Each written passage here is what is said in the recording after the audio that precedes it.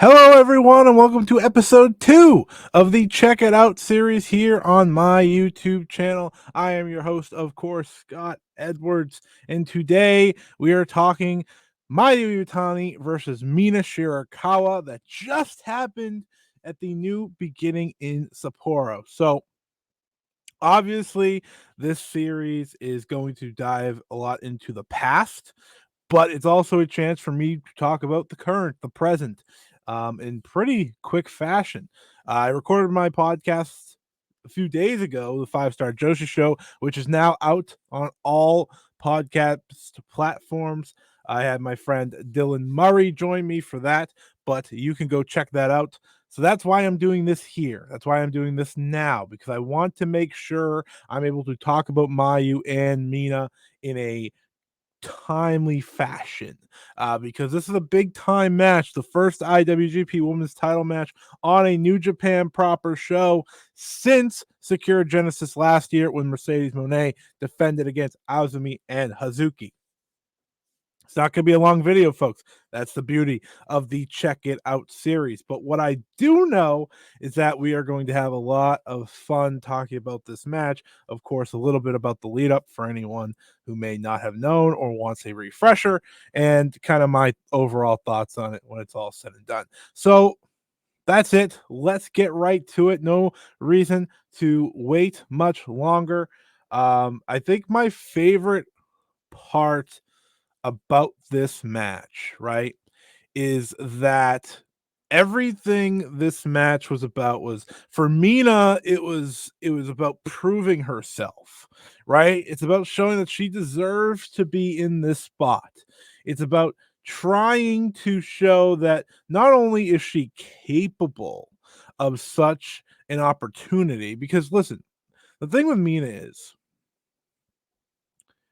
she she's not supposed to, be at this spot, right? Like, she is someone who is continuously proving people wrong, continuously showing everyone that she's one of the very best going today.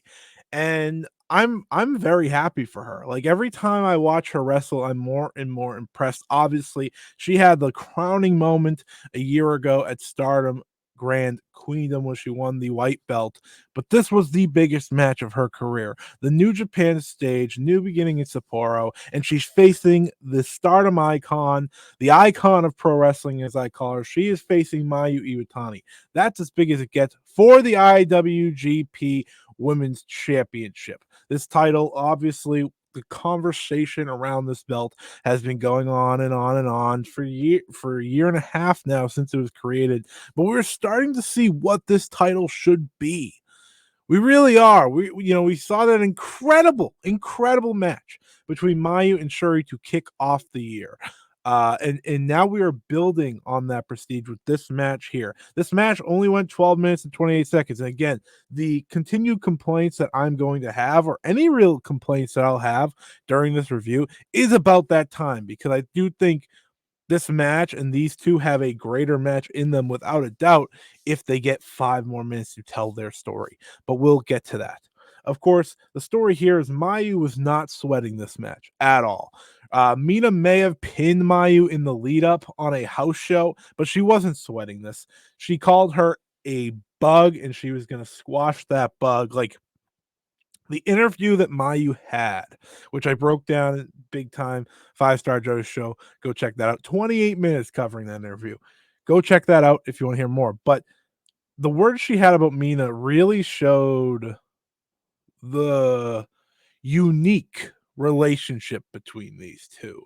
And I think when it comes to who Mayu is and who Mayu's become and who Mina is and who she's become, there are some similarities. There is that past of being doubted and not being the best and putting in the work and putting in the work and not giving up until you reach the mountaintop. They both have experienced that. But the difference is Mayu has been able to continue that and keep going and going. And this for Mina, obviously a big spot for her. So let's get to the match itself. Of course, the new beginning in Sapporo. February 23rd, 2024. As you see here, Mayu had incredible new gear. All white gear, incredible mask to match. Like, she decked it out, as did Mina. Mina had great gear as well. As you can see here, if you are, of course, paying attention to the screen, you see Mayu's new gear. It was iconic. They played a great VTR to preview this match. I was very impressed by the work they put in. They used a lot from the house shows and really put an emphasis on Mina trying to show Stardom to a world platform. That was her goal if she won the IWGP Women's title. And Mayu's goal was, you're just not as good as me, bro. Like, I am using this title to certify my legacy, but also put eyes on Stardom. They both have the same mindset, but in some ways different. Mina wanted to be the one to lead that change, but Mayu, of course, has been leading that change for years now as the icon of Stardom. So the match starts off pretty quick. They are just going. They're bouncing off the ropes, trading exchanges, and this is where we instantly focus on the knee of Mayu Iwatani, and I always think that's good. And the reason I wanted this match to be longer was because Mina's style, or Mina's newer style that we've seen her develop over the past year and a half or so, um, it lends itself to having longer matches. It lends herself to, being around that 20-minute mark to fully tell her story, because a lot of it is working the leg and working the wrestler that she's working against. And that's what she did a lot of in this match. And I think if we're able to expand that for 8 more minutes or so, you have something very special, because what they delivered here was easily the match of the show. Mina was on her game. Mayu was on her game. It's just a matter of timing. And I'm not one to always say we need longer matches. You can have a phenomenal match in 12 minutes. You can. I've seen Mayu do it. I've seen Mina have great matches in the 5-star, which is 15 minutes.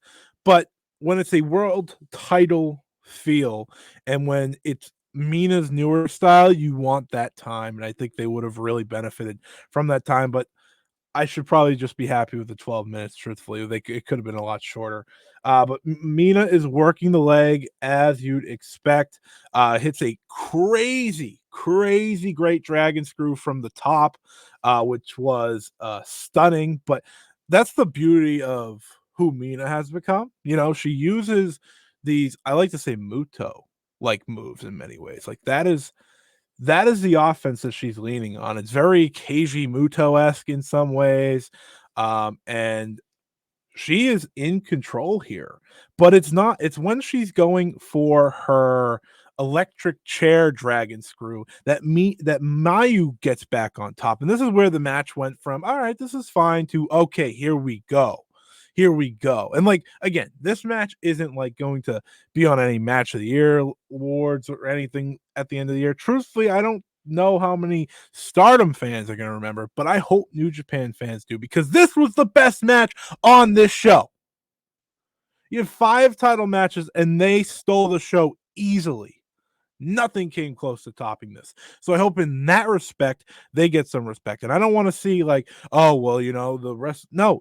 Give them the respect. This is something I've noticed, is that, like, some wrestling fans refuse to give respect to the women's wrestlers and what they're able to do. Like, sometimes, a lot of the times, the best form of women's wrestling to me, of course, is Joshi. But when it's at its peak, it's better than everything. And while this wasn't necessarily at its peak, it was still really good. And guess what? It outclassed everything on this show. So she hits the Poison Rana. They get to trading shots back and forth. Mina on her game in this match. They are trading loud slaps back and forth, and they're starting to get the Sapporo crowd into it. This Sapporo crowd was not good. It was not good on this show, but they're getting them into it. And I think that's very exciting. Obviously, that's what you want to see. Is you want to see the Sapporo crowd start to get it, start to get into it. And that's what we are slowly watching them build up throughout this match. Mayu hits a dragon suplex on Mina, then follows up with a super kick for a good near fall. She hits a beautiful frog splash, which was picture perfect. Then she follows up with that with a moonsault. She's trying to end this early. She's trying to end this match early. 1, 2, 3, let's go. Let's get out of here. And Mina's able to escape.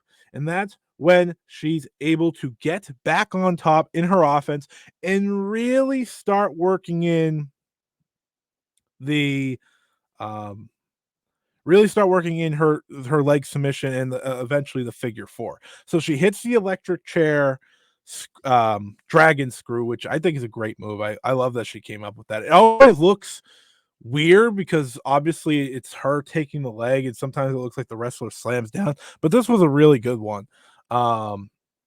And this is when she's able to lock in the figure four, and there's a great struggle here. And Chris Charlton, Walker Stewart did a good job of calling this as the tension was building. The crowd again starting to get into it a little bit more, and Mayu's struggling, Mayu's moving, rolling back and forth, like trying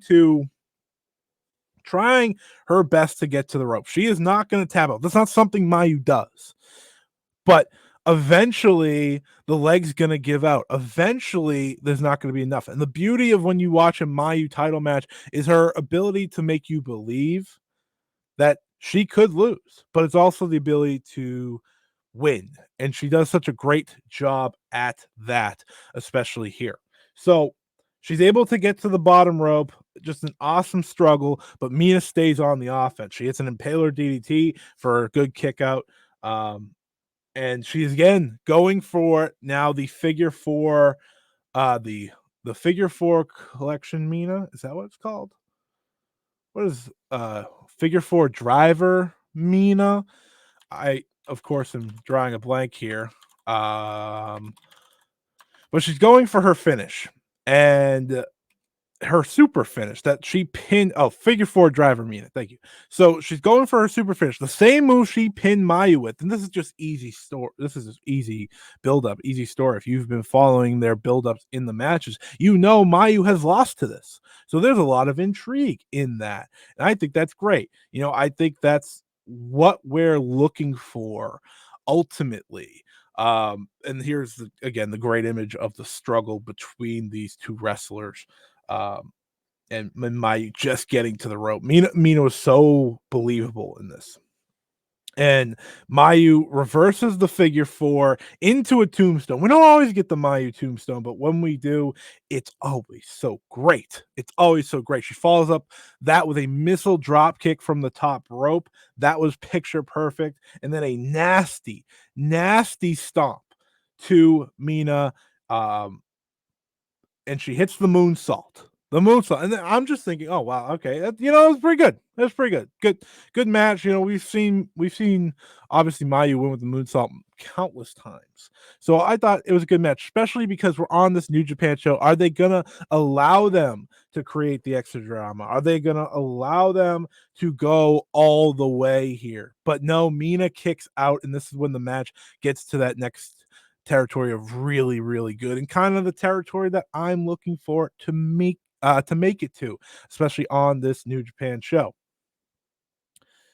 Mina gets kind of her last gasp into this. She gets the Glamorous Collection Mina for a beautiful near fall. Like I was locked in. I'm on the edge of my seat. I made sure to watch this spoil free.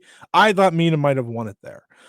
I never really believe Mina was winning this match. Like I gave her like a 10% chance because listen, Mayu should not be losing this title anytime soon.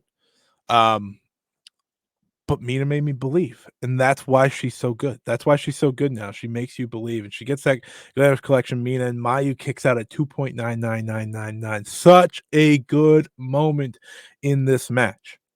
Mayu bounces back. She hits a super kick, dragon suplex, but Mina kicks out again. She hits 3 kicks to the head, a dragon suplex hold, as you see here, picture perfect. And that is all she wrote for Mina Shirakawa. A very, very solid match. Um, Another feather in the cap for Mayu in this title reign. Mina just she's gotten so good, and this was really like a full circle, right from when her face got smashed by Sai and she won the belt, but then lost it to Tam. This felt like her chance to really have a celebratory moment, even if she didn't win. And I think that's why I like this match so much. In my first Check It Out series, and in a lot of these, I'm going to explain like the importance of the match to me and my fandom and getting into all this. This is very different. This is current day. This is seeing Mayu at her very best. This is seeing Mina at her very best. And sometimes that's all I'm looking for. My fandom in terms of this, it's just happy to see them happy to see them succeed, happy to see them flourish on this big stage, because ultimately they went out there, they were the ones to deliver on the New Japan show, not the New Japan wrestlers. And that to me maybe means the most out of anything else. So I applaud them. I applaud Mina. Mayu's the best of all time. I've been saying it and I'm going to keep saying it. She's the greatest ever. Man, like, great performance from these two. A really fun match back and forth. And I hope that Mayu is defending this belt very soon, because I'm loving the start to her year. She is my wrestler of the year so far as of this recording. But that's it. Those are my thoughts on the match. I'm hoping I will say, if I could pick like who Mayu faces next, I'd pick like a Momo Watanabe, or maybe you build up Saya Kamatani for the Buntai show. I think those are very interesting. Obviously, we're waiting on the possibilities of who may leave Stardom, but if those two are in the picture, I'm going with one of those two. I think that'd be a fantastic next step for Mayu with this title. Next Check It Out episode is going to be coming out probably in the middle of next week. Probably looking at a Wednesday, Thursday drop. It's going to be Kagetsu versus Mayu Iwatani from 2018 for the World of Stardom Championship. I've watched it. I've put my notes together about it. It will be recorded. I'm very excited to bring that one to the table. Phenomenal match, as you'd expect. And then after that, we'll kind of break away from the maybe away from Star and away from the Mayu matches. We'll dive into more. So if you have recommendations, feel free to leave comments below on this video of what you want to see me talk about. I'll be happy to do so. If you have any recommendations of how to change these videos, how to edit these videos, what to add when I'm going over these matches, feel free to give me that information as well. I'm happy to continuously talk about whatever matches in the history of wrestling, because that's the fun of this video. But that's it. That's it for this time. Thank you for listening. Thank you for checking out the Check It Out episode 2. I'll be back next week with another episode. Until then, so long, folks. Thank you for listening. And as always, see ya.